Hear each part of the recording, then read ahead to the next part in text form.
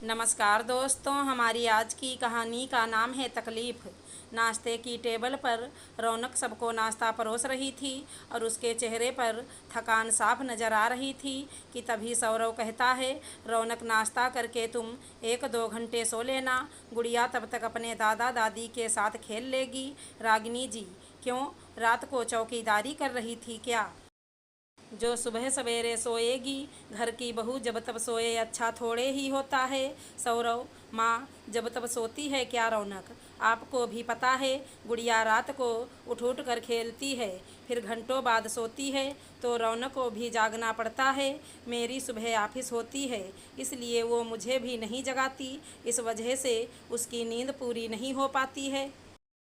तो थोड़ी देर सुबह सो लेगी तो उसकी भी सेहत ठीक रहेगी। बेटा, ये तो हर माँ की कहानी है, तुझे क्या लगता है? तू ऐसे ही बड़ा हो गया। सिर्फ जन्म देने से अगर कोई माँ बन जाता तो यूं ही नहीं माँ का इतना मान बढ़ पाता। बच्चे को जन्म देने के बाद उसे अपने सारे सुख सुविधाओं को भी बलि देनी पड़ती है।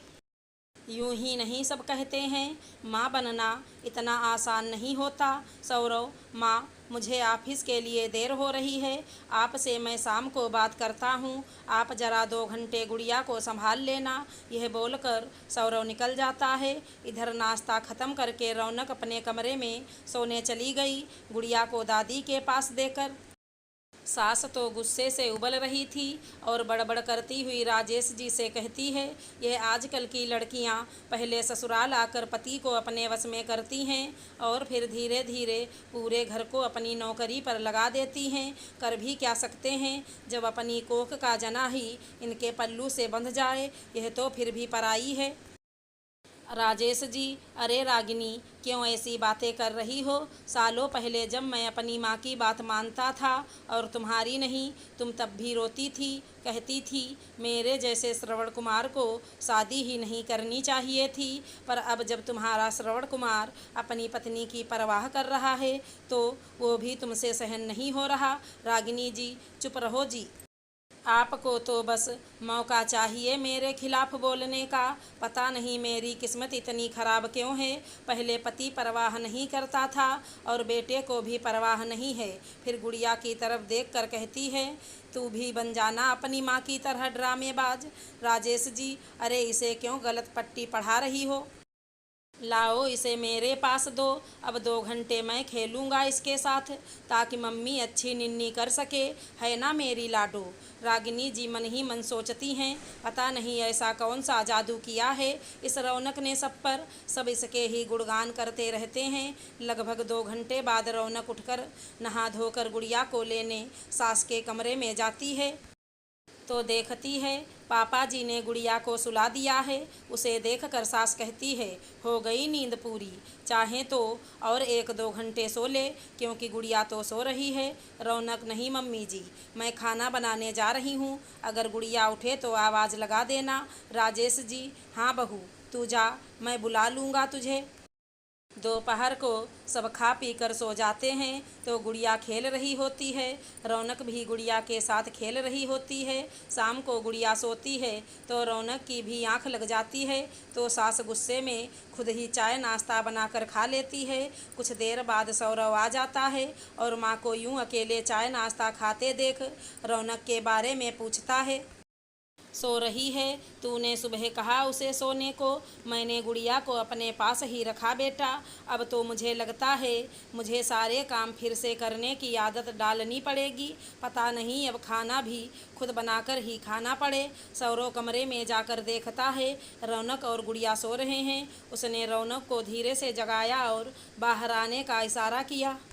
यह क्या रौनक, मानता हूँ तुम्हारी नींद पूरी नहीं होती, पर इसका मतलब यह तो नहीं कि तुम जब तब सो जाओ और माँ को सारे काम करने पड़ें। आखिर उनकी भी तो उम्र हो गई है, उन्हें भी तो आराम की ज़रूरत है, मुझे माफ़ कर दीजिए। पूरी दोपहर खेलने के बाद गुड़िया शाम को सोई और उसे सुलाते सुलाते कब मेरी आंख लग गई, कुछ पता ही नहीं चला। सास, हाँ पता भी कैसे चलेगा, तुझे तो ये पता जो है कि सास तो है, कर ही लेगी सब कुछ। अरे तेरी सास तो कितनी भली है जो तेरी तकलीफ़ समझती है, अगर मेरी सास होती ना तब तुझे पता चलता। राजेश जी, हाँ बहू, इनकी सास होती ना तब तो तुम कब की अलग हो गई होती जैसे ये हुई थी, क्योंकि सास की बातें सुने इतनी हिम्मत नहीं थी इनमें। तू तो फिर भी सुन लेती है। रागिनी जी, क्या बोल रहे हैं आप? राजेश जी, रागिनी, जो जैसा होता है वो पूरी दुनिया को वैसे ही देखता है। मेरी माँ तो तुमसे डरती थी। अरे एक कप चाय के लिए भी तुम उन्हें कितना सुनाती थी, और आज अपनी बहू पर अत्याचार कर रही हो।